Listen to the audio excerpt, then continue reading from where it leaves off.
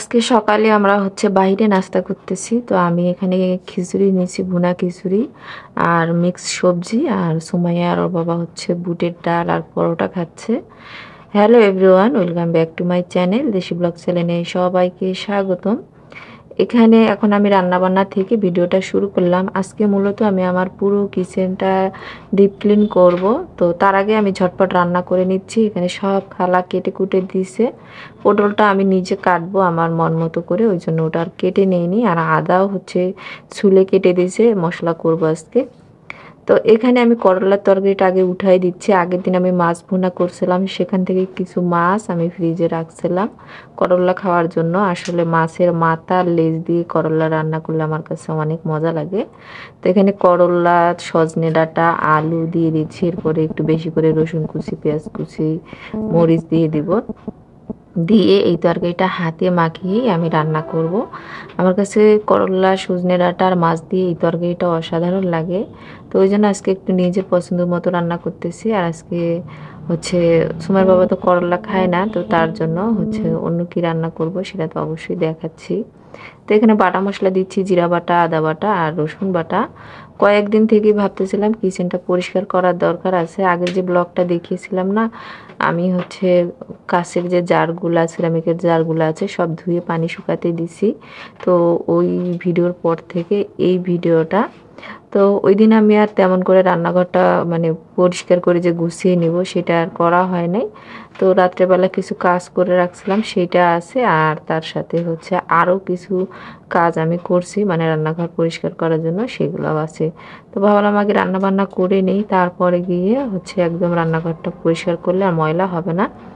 এখানে ধনিয়া গুঁড়া, হলুদ গুঁড়া, মরিচ গুঁড়া আর হচ্ছে লবণ আর তেল দিলাম।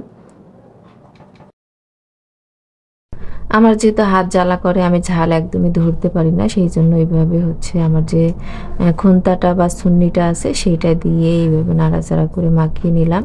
এরপরে একটু বেশি পানি দিব, যেহেতু মাছের মাথা আর লেজ দিব, ওগুলোও সিদ্ধ হওয়ার ব্যাপার আছে। তো দিয়ে এরপরে আমি ঢাকনা দিয়ে দিব। আর আগেই তো সব মশলাপাতি দিয়ে দিছি।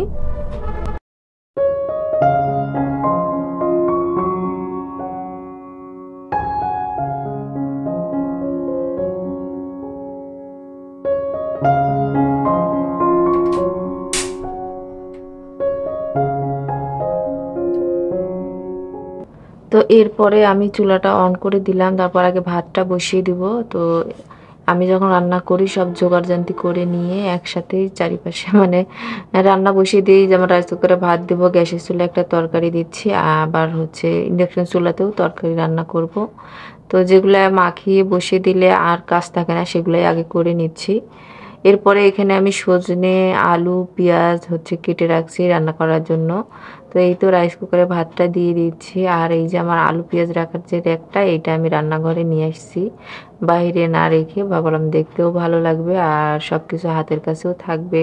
তো সেই জন্য আমার কাছে মনে হয় যে শুধু টাকা পয়সা থাকলেই হয় না, সাজিয়ে গুছিয়ে পরিপাটি রাখার মতো মনও থাকা দরকার। তো এখানে দেখেন কত কাপড় ওখানে আমি ভিজিয়ে দিচ্ছি। এখানে মেশিন ভরে কাপড়। তো এগুলো আগে মেশিনে দিয়ে দেই, কারণ রোদ আছে, তাহলে ছাদে দিলে শুকিয়ে যাবে। আর এখন বর্ষার আকাশ, একবার রোদ হয় তো আর একবার বৃষ্টি হয়, এরকমই হচ্ছে কয়েকদিন থেকে। এই কাপড় মেলে দিয়ে আসার কিছুক্ষণ পরেই দেখা যায় যে বৃষ্টি আসার মতো হয়ে যায় আকাশটা, তখন আবার কাপড় নামিয়ে নিয়ে আসতে হয়।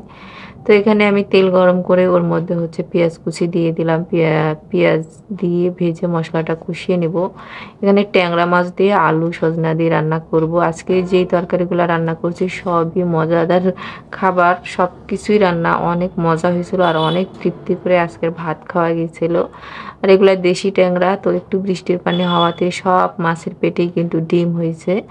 তো ডিম খেতে কিন্তু আমার ভালোই লাগে, আর নতুন বৃষ্টির পানির মাছ খেতে বেশ স্বাদ ছিল আজকের। আচ্ছা, এখন ছোট্ট একটা কমেন্ট পড়ে নেই।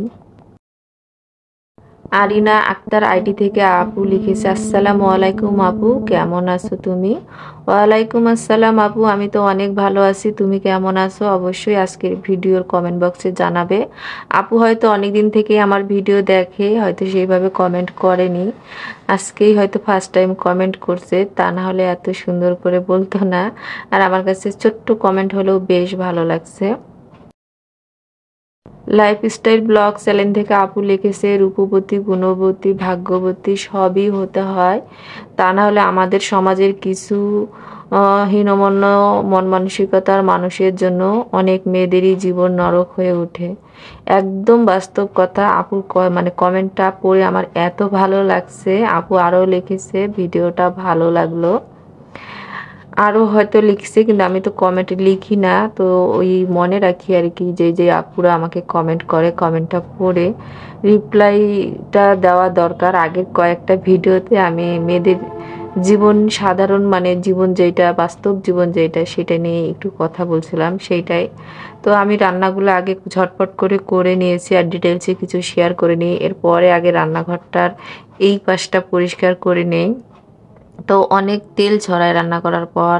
আর এই ক্যাবিনেটটা কিছুদিন আগেই পরিষ্কার করছিলাম। আগের ভিডিওতে এই বিষয় নিয়ে অনেক আপুরাই আমার সঙ্গে একমত হয়েছে, তো সবাইকে মন থেকে অসংখ্য অসংখ্য ধন্যবাদ। সবার কমেন্টের তো রিপ্লাই দেওয়া সম্ভব হয় না, তারপরেও কিছু কিছু কমেন্টের রিপ্লাই দেই। তবে আজকে ছোট ছোট কমেন্টের রিপ্লাই দিলাম। এরকম আরও অনেক বড় বড় সুন্দর সুন্দর কমেন্ট আসছে আমার ভিডিওটাতে, কিন্তু ছোট কমেন্ট করলেই যে অনেক সময় সেই কমেন্টের রিপ্লাই দিব না, আমি এরকমটা মনে করি না। সবাই সবার মূল্যবান সময় থেকে আমার ভিডিওগুলো দেখে, আর এক একজনের কমেন্ট করার ধরন এক এক রকম হয়। এর মধ্যে থেকে কিছু কিছু অনেক বড় বড় মন ছুঁয়ে যাওয়ার মতো কমেন্ট আসে, যেগুলা না পড়লেই নয়। তো যাই হোক, আমি আগে রান্নাঘরটা পরিষ্কার করতেছি আর সেই সম্পর্কে আপনাদেরকে একটু বলি। ওই যে বললাম না, শুধু টাকা পয়সা থাকলেই যে সংসারটা সুন্দরভাবে সাজানো যায় তা না। টাকা পয়সা না থাকলেও যদি ইচ্ছে থাকে তাহলে নিজেদের সংসারটা সুন্দর করে সাজিয়ে গুছিয়ে রাখা যায়। আর সেইটা কিন্তু মানুষের লাইফস্টাইল দেখলেও বোঝা যায়। তো যার যা আছে তাই দিয়েই যদি সুন্দর মতো সাজিয়ে গুজিয়ে রাখি নিজেদের সংসারটা, তাহলে কিন্তু ভালোই লাগে। দামি দামি জিনিস লাগে না, পরিষ্কার পরিচ্ছন্নতা থাকলে পুরনো জিনিস দিয়েই সুন্দর করে সব কিছু সাজিয়ে গুছিয়ে রাখা যায়। তেমনই পুরনো জিনিস ধুয়ে মুছে পরিষ্কার করে আজকে আমি আমার রান্নাঘরটা মনের মতো করে সাজিয়ে গুছিয়ে নিব, আর সেই ব্লগটা আপনাদের সঙ্গে শেয়ার করব। আশা রাখতেছি সবার ভিডিও শেষ পর্যন্ত থাকলে অবশ্যই আমার ভিডিওটা ভালো লাগবে। এই যে চুলাটা, এই চুলাটার বয়স 4 বছর পার হয়ে গেছে, প্লাস 5 বছর হয়তো হয়েও গেছে, আমার আসলে মনে নাই, করোনার আগের এই চুলাটা। আর এই চুলাটা আমি যখন মুছে টুছে সুন্দর করে রাখি, কেউ বুঝতেই পারবে না চুলাটার বয়স এত। মনে হবে এই বুঝে আমি শোরুম থেকে এখনই কিনে নিয়ে আসলাম। প্রতিদিন যে আমি এগুলো ধুয়ে দিই তাও না, আমি একটু গরম পানি আর ভিম লিকুইড দিয়ে টাওয়াল ভিজিয়ে রান্নাঘরটা পরিষ্কার করি, এতে করে রান্নাঘরের আর কি চকচকে ঝকঝকে থাকে, তেল চিটচিটে ভাব থাকে না। এরপরে এই সিঙ্কটা আমি ভালো মতো মেজে ঘষে পরিষ্কার করে নিচ্ছি। আর আজকের এই ব্লগটা 2 দিন কি 3 দিন মিলিয়ে একটা ব্লগ, তো আপনারা ফুটেজগুলো দেখলে কিন্তু বুঝতে পারবেন। আর সিঙ্ক সবসময় আমি একটু এরকম মেজে গুজে পরিষ্কার করে রাখি। সারাদিনে না হলেও 2-3 বার তো আমার এটা ক্লিন করাই হয়, কারণ খাওয়া দাওয়ার প্লেট বাসন ধোয়ার পর অনেক ময়লা থাকে, ওগুলো যেরকম বারবার প্রতিবার ইউজ করার পর ধোয়ার প্রয়োজন হয়, আমার কাছে মনে হয় সিঙ্কটাও বারবার ইউজ করার পর ধোয়ার প্রয়োজন হয়। আর এত পরিষ্কার থাকার পরও ইদানিং আমার রান্নাঘরে বেশ ভালোই পিঁপড়া হয়েছে, যার কারণে কিন্তু খাবার দাবার এখানে রাখতেই পারতেছি না। খাওয়ার পরপরই খাবার ফ্রিজে উঠাই রাখতেছি, খাওয়ার সময় আবারও গরম করে খেতে হচ্ছে। পিঁপড়া এমনি সময় থাকে না, কিন্তু খাবার রাখলে কোথা থেকে যেন পিঁপড়া চলে আসে। আমার কাছে মনে হচ্ছে সুমাইয়ের জন্য এরকম হয়। ইদানিং সে একটু রান্নাঘরে নিজে নিজেই খাবার টুকটাক রেডি করে খায়, তো সেই কারণে হচ্ছে এরকম হচ্ছে। কারণ একা হাতের রান্নাঘর কিন্তু বেশ ভালোই চকচকে থাকে, যখনই ওই রান্নাঘর 2-3 জন ইউজ করে তখন আর মনের মতো থাকে না।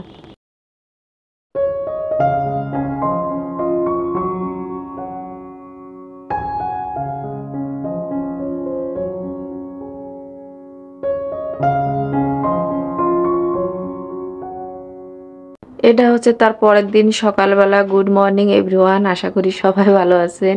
তো পরের দিন সকালবেলা একটু ছাদে গিয়েছিলাম, আর বেশ ভালোই ঝলমলে রোদ উঠছে, আর আমার এই কচু গাছটা বেশ ভালো কালারফুল পাতা হয়েছে, তো ওইটাই একটু রেকর্ড করছিলাম। আর পরের দিন সকাল থেকে আবারও ভিডিও শুরু করলাম।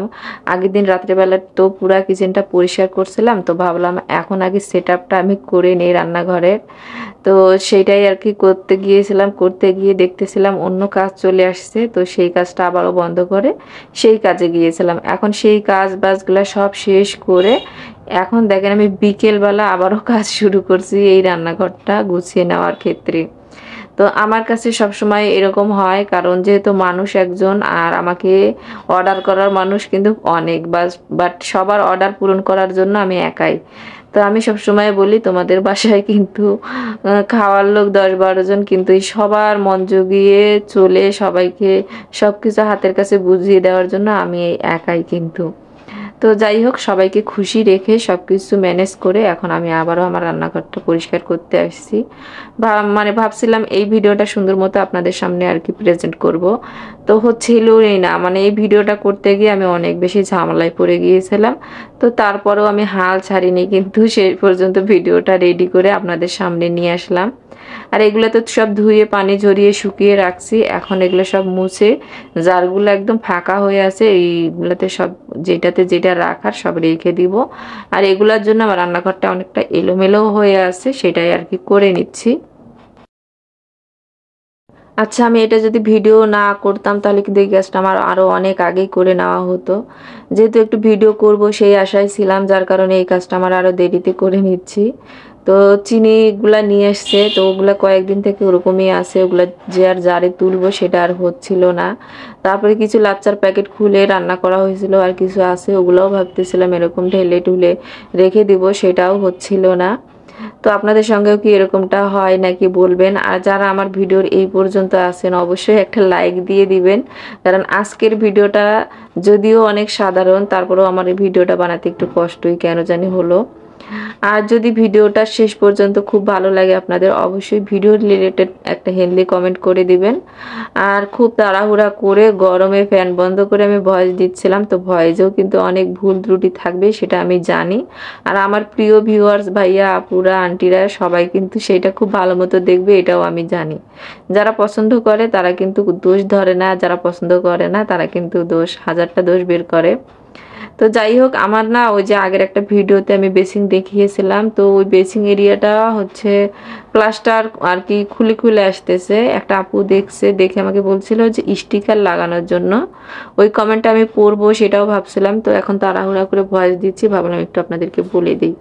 তো ওখানে না প্লাস্টারটা এমনভাবে উর্বর হয়ে গেছে, ওখানে স্টিকার দিলে স্টিকার লাগবে না, টাইস করা ছাড়া কোনো উপায় নাই। তো আমি একটু সময় সুযোগের অপেক্ষায় আছি। আমার চোখেও খুব খারাপ লাগে জানি, আর যখনই ঝাড়ু দিতে যাই অনেক বালি সিমেন্ট ওখান থেকে বের হয়।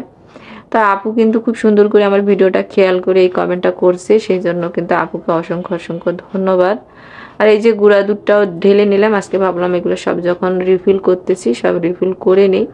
এই দিকের এই জারটাতে কিন্তু গুঁড়া দুধ আছে, তারপরেও কেন জানি এলোমেলো হয়েছিল আর রান্নাঘরটা গোছানোই হচ্ছিল না। আজকে যখন গুছিয়ে নিচ্ছি সব কিছু ভালো মতো গুছিয়ে নেই। আর এগুলো অনেকটা ছড়াইছে, সেগুলাই এখন ঝেড়ে পরিষ্কার করলে কিন্তু আমার এই কাজগুলো একদম করা শেষ হয়ে যাবে। আর রান্নাঘর পরিষ্কার করে সুন্দর মতো করে গুছিয়ে রেখে দিলাম আজকে। এখন আবারও 1 সপ্তাহের মতো ভালো থাকবে, আর এত বেশি ডিপ ক্লিন করতে হবে না, হালকা পাতলা একটু মুছে টুছে নিলেই কিন্তু হয়ে যাবে।